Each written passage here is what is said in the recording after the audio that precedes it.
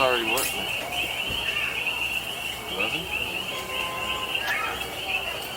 Oh, how I'm doing that.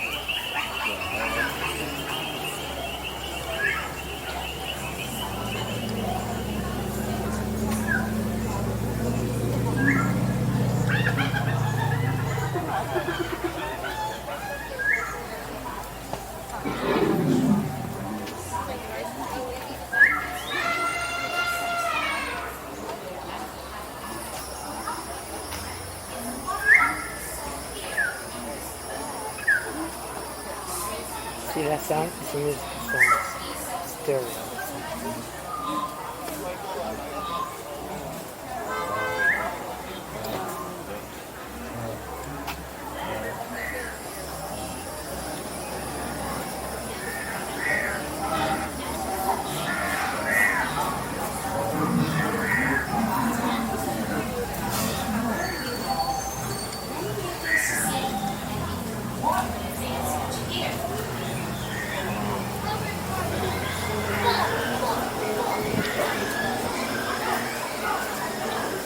A nighttime safari is very different.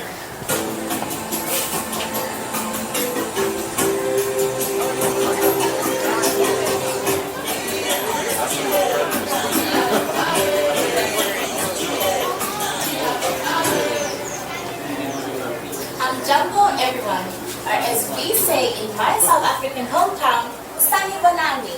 I am Zinhle Mtanyana, and I'm here to welcome you to the Harlambe Wildlife Reserve, one of the largest and most beautiful animal parks you will visit anywhere.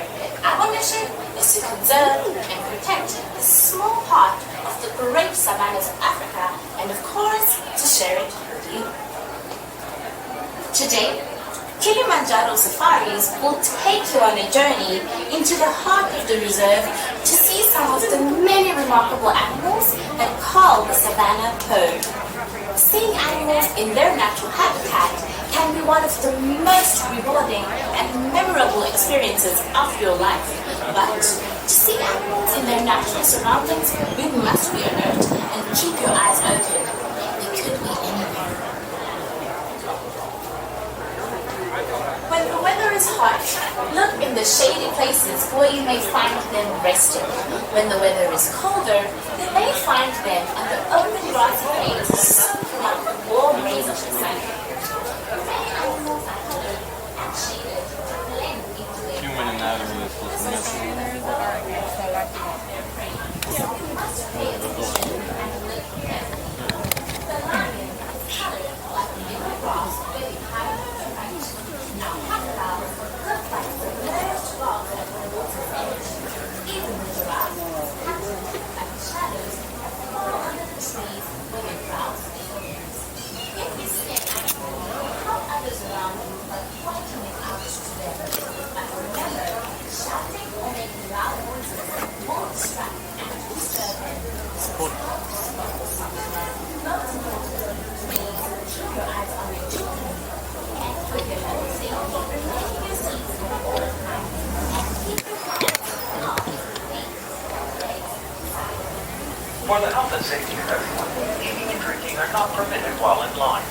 Face coverings must fully cover your nose and mouth and be worn at all times while in line and on the attraction. Guests that do not comply will be asked to leave. Sorry about you. Please abide by the I heard queue you markings, overseeing the maintain type of physical burgers. Do you know what type distancing, of and use the hand sanitizer dispensers provided. I thought I heard Thank you you. saying something about the burgers. Oh yeah, I'm on YouTube channel. My channel is Evan Rapp. EVAN. Rapp, R-A-P-P. I'll make sure I follow up. I hit a subscription there for you. Sure, man. I love the service you're doing. Yeah. Bringing kids who can't come out here, get to see it online. Great. I need this. I needed this vacation.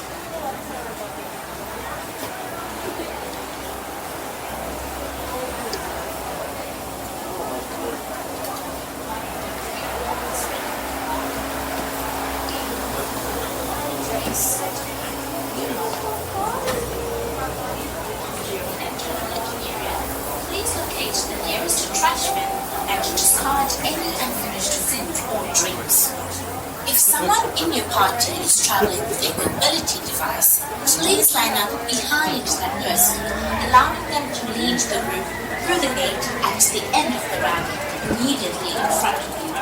As you approach the loading platform, please note that it is divided into two distinct zones. The area with handrails is the loading zone, or Zone 1. Zone 1 is where you will stand just before you board your plane. Wait, ma'am, wait. Which way I go? Right or left? Either way. Thanks.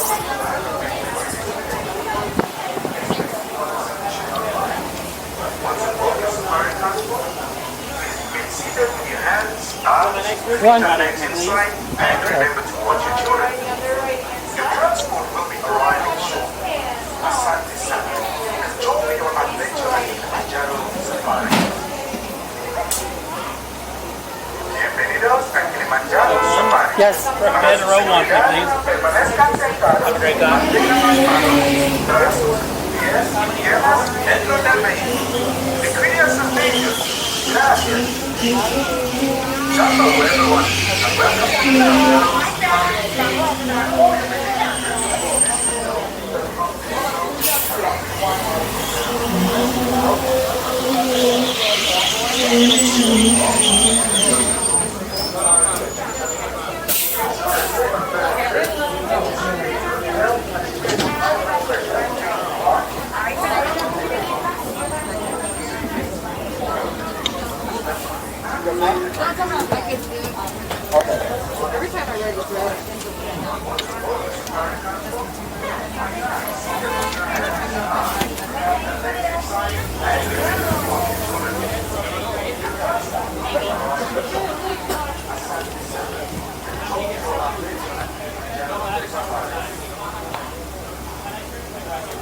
Bienvenidos a Kilimanjaro Safari. Para su seguridad, permanezcan sentados y mantengan las manos, brazos, pies. Alright guys, put your hands on the speed lights on the right. Doors are closing. Gracias. We're gonna hang out here for just 1 second while the warden does grab me some water. But if you guys look bogey, you will see an animal spotting guide. That'll help you identify some of those animals we might see out there today. Now we may not see all of them, but we do usually have some pretty good luck. Alright. Sante's on a word. And as we stay here in Harambe, that does mean let's go. Now, Jumbo friends again, welcome aboard. My name is Emma. I'll be your safari guide tonight through the Harambe Wildlife Reserve. Now, a couple quick safety notes while we're making our way out there. It's very important that everyone does remain fully seated our entire safari. This does include children. They can be sitting on your lap, but everyone must be fully seated our whole ride, even if we do come to a brief stop. Also, very important to keep those face coverings on our entire safari as well. They must be covering your mouth and nose our entire safari. But it looks like we're getting that all clear from the warden, so we are going to go ahead and roll on into the little turret for it. It's home to a lot of animals. Many of them, though, do have very distinctive colors that really help them blend in with their surroundings. Make sure you're keeping a nice sharp eye out, and we'll see. And we'll see what we can find out here today. It does look like on that right side there is an okapi. Now that's a pretty rare sight. Okapis are very good at hiding, and that is what they love to do normally. Now they're actually so good at it that they weren't discovered by the Western world until 1901. It's actually the same year that Walt Disney was born.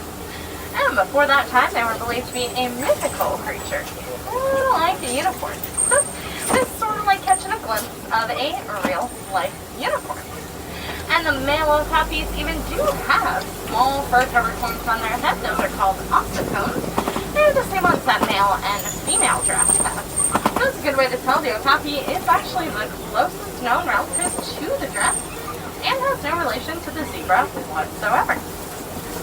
And speaking of animals with horns, on that left side there, looking against the rock wall, there is a black rhino.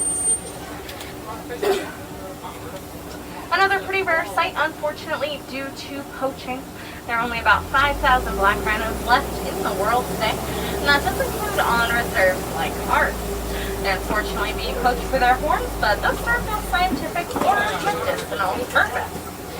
On that right side there, the tannish antelope are the greater kudu, and the more copper-colored antelope a little bit further back are the bongo. Now those are some female greater kudu. You can tell because they do not have those corkscrew horns that you see on the spotting guide above you. Only the males are going to have those. But both the male and the female bongo do have those horns that are tilted backwards, so help them move a lot faster through the forest. And on this left side here, a couple of saddle-billed storks. They get their name from that yellow saddle shape mark right on their bill. Very large birds, as you can see. They stand about 5 feet tall, with a wingspan of about 9 feet. With the ground width of the canopy above your head. And they're going to communicate to each other not by chirping like most birds actually can't do that, but rather by rattling those very large bills that they have. Now we're heading on down here towards the Foxy River, a beautiful place, but home to Africa's most dangerous animal you can see snoozing in the water there on that right side. A couple of Nile hippopotamus. Now, hippos are herbivores. They're going to get up to about 5,500 pounds. A couple more here on our left side. Just by eating grass and other plants. So, they do get that most dangerous reputation then because they're incredibly territorial.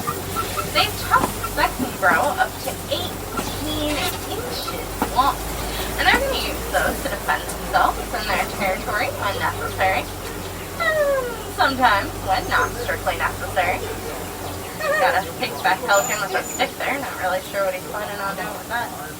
Could be nesting, actually. That would probably make the most sense. But those birds are the pink-backed pelicans, so called for the pinkish color. Both the male and the female have right underneath their wings. It's pretty faint most of the year, but it is going to get a lot brighter during mating. Now again, my friends, make sure we're all fully seated for me our entire ride, but especially as we're rolling on over this back of Nile crocodiles. Now these Nile crocodiles, they get up to about 16 feet in length, which is almost as long as the giraffe is tall. Now they do have a weight force of around 2,000 pounds of pressure per square inch. That is going to be strong enough to crush through the bones of their prey. Now that prey does include a lot of different things, and it is mostly going to be fish, but it also does include the occasional larger animal like a zebra or wildebeest, or possibly maybe a person who falls out of the truck because they think it's a good idea to stand up. So again, my friends, everyone does have to remain fully seated our entire safari. Every single person does have to have those rear ends on the seat our whole ride. Those are probably not going to be the last carnivores that we see. It's a very bumpy road out here, so it is for your own safety. But looks like we are going to be heading on down towards the savanna grasslands here. Now the grasslands here in Africa, they do stretch for hundreds and hundreds of beautiful miles. And are home to many of Africa's most iconic animals. So if you do keep your eyes peeled, you will probably see something that you recognize. I think I did catch a glimpse of a pretty iconic animal, so we'll see if we can get a little bit closer here. Yeah, there they are. Quite a few of them out there today, it looks like, but they'll be hanging out over on our right side. Some Maasai giraffes. Now we do have Maasai giraffes out here on the reserve. They have a very messy coat pattern, and each one is unique, like a fingerprint. The adults are going to be anywhere from 18 to 20 feet tall, making them the tallest land animals in the world. But obviously we also do have some baby giraffes out here as well. I should get a better look at some of them a little bit further up ahead here. Now when those babies are first born, they're born about 5 to 6 feet tall. And the first thing that they experienced coming into the world was a 6-foot drop to the ground. They had to learn how to stand and walk and run all within an hour of being born. but obviously they do mostly have it down by now. A little bit hard to tell when they're not all standing next to each other, but definitely this teeniest one up ahead there on that right side eating with the others is one of the babies that were born back in October. And we got a couple middle-sized giraffes. Those are juveniles. They're about 3 years old based on that height. So obviously all those giraffes have done quite a bit of growing in the time, but they still have quite a bit of growing left to do.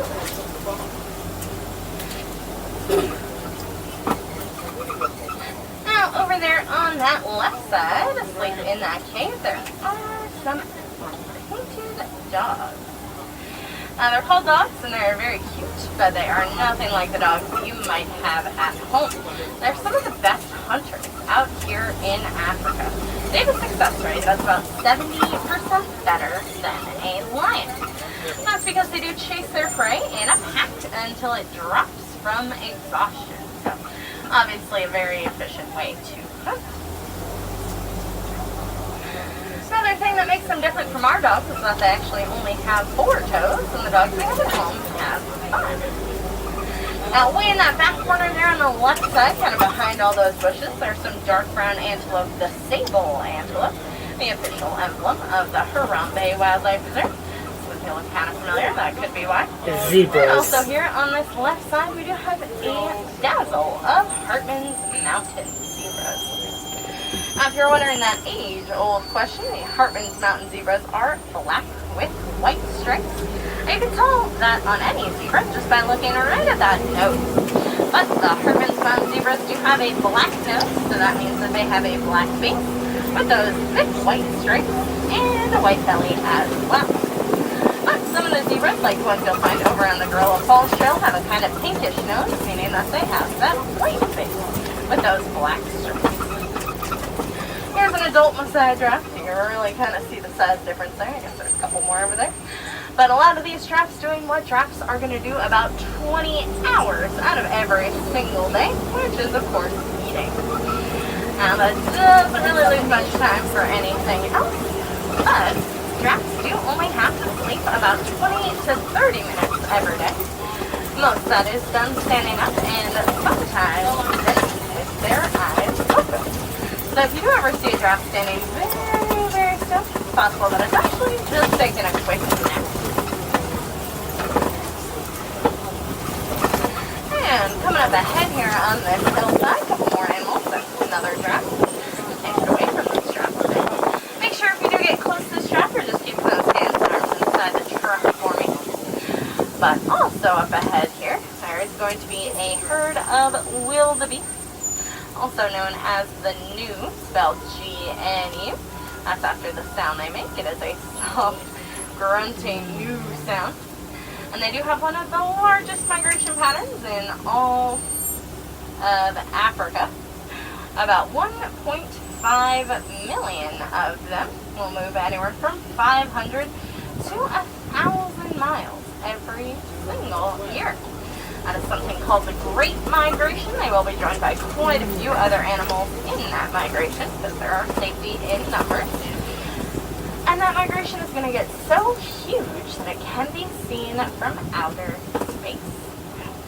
Also out there you can mostly make out the horns of the Ankole cattle standing underneath all those palm trees there. Also known as the Watusi cattle. That's after the tribe that very first domesticated them. And they are the only domesticated animal we have out here on the savannah. Used by the Watusi people not for their meat, because it's not very good, or their milk, because they're not really good at producing milk. They can really only do about 1/16 of what most dairy cows can do. So they're instead used as a status symbol, meaning the more Ankole cattle you have, the wealthier you are.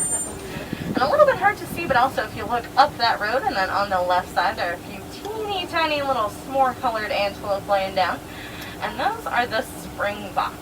Now, even if they were standing up, they still wouldn't be very tall. They're very small animals, but they get their name because they are incredibly talented at jumping. They can leap about 6 to 8 feet straight up in the air and 13 feet forward.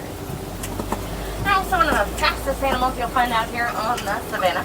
They can reach speeds of about 50 miles per hour. That is going to be fast enough to outrun pretty pretty much every single other animal on the savannah. There's one fairly notable exception, but we can maybe spot that a little bit later on. Over there on that left side, looks like there are some mandrill monkeys. Whole troop is out.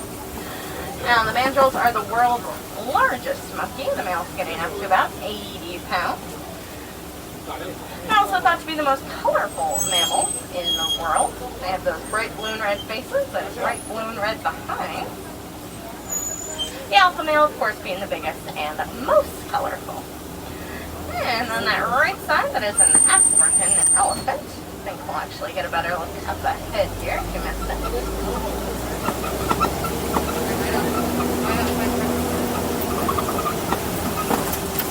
Now, probably a male African elephant, since he does appear to be a couple of them, alone or with one other elephant buddy, because usually the males will travel alone or with one other friend, like those two. Now it's the females who are going to gather in herds, groups of 3 or more. Those herds will be led by the oldest and wisest female, the matriarch elephant of the group. Now she is going to lead the herd through the savannah. She's going to make decisions for the herd. And she's going to teach the baby elephants essentially how to be an elephant, which obviously is a very important job. That's worth mentioning because usually those bachelor males and the female herds don't travel too far from one another. We'll keep on rolling here. See if we maybe get a little.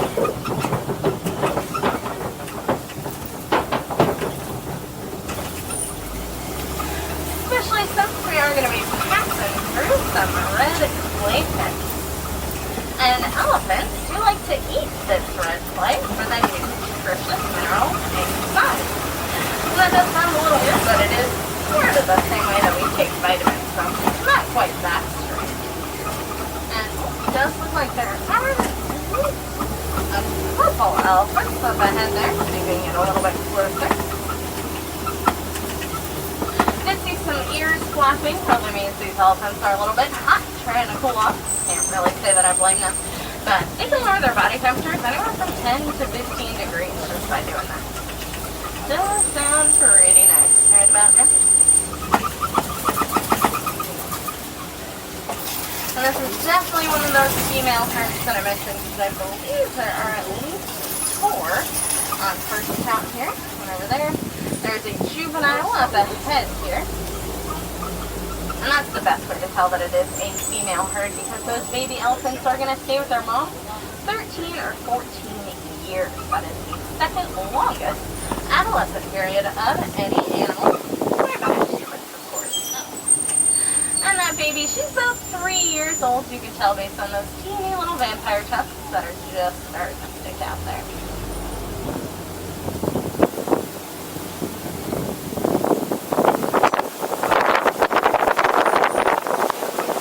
But we'll keep on rolling here. Let's see if we'll get into those elephants. And all it's not fine, there should be some more things to see up ahead as well. There is a flamboyance of greater flamingos. Now they are the lightest pink of all the flamingo species, and they do get that color from the brine shrimp in their diet. Meaning that when they are first hatched, they're much smaller. Obviously, they're very fluffy and they're very gray. We do have a couple of, let's say, juvenile flamingos out there. Already pretty tall, but they're still fairly gray. It's going to take them about a year or 2 to reach that nice light pink color of their parents. And they're even going to get a little bit taller. Greater flamingos are the tallest of the flamingos. That's how they get that name, greater flamingos. They can get up to about 4'9". Duck across there. A bit of a duck parade in the road here.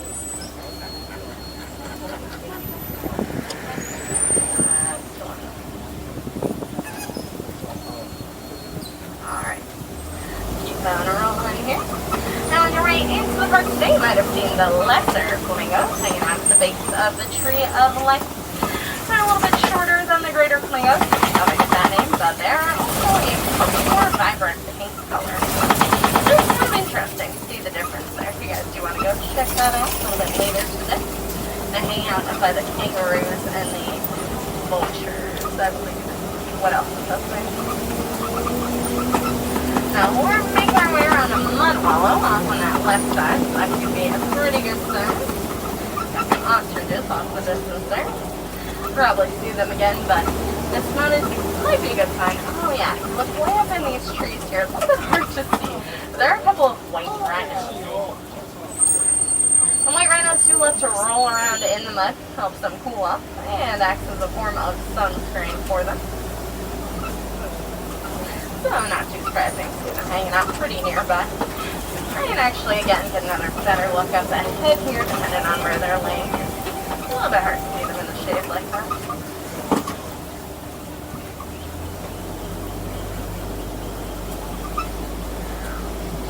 I'm gonna roll in here, but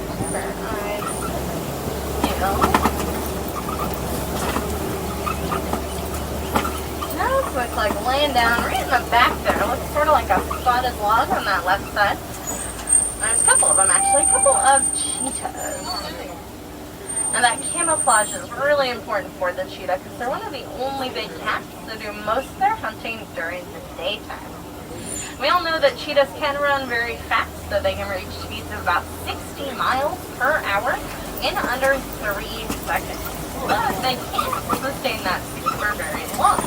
So they need to be able to get as close as they possibly can to their prey before they pounce. And that's why they can be pretty hard to see even in broad daylight. But a lot easier to see here. I'm kind of surprised to see him awake, but on that left side there is that male lion. Awake might be kind of a strong term. But unlike the cheetah, lions are nocturnal hunters, meaning they're going to do most of their hunting at night. And that's because at night their vision's about 6 times better than it is during the day. During the day, it's really only about as good as ours, so it's not great. Another look at those white rhinos there on that right side. Oh, I think there's one of them there. But it's also going to be the lionesses who do most of the hunting. Well, the male lions like to stay back and watch over the cubs. Also on this left side here, that small brown antelope is a botchbok, a bit of a conservation success story. At a point in time, there are only 17 of them left in existence, which was unfortunately due to poaching. But when people realized they were almost extinct, they gathered up all the botchbok they could find and put them on protected land. But now their numbers are slowly but surely growing once again. It looks like here is that lioness there on that left side.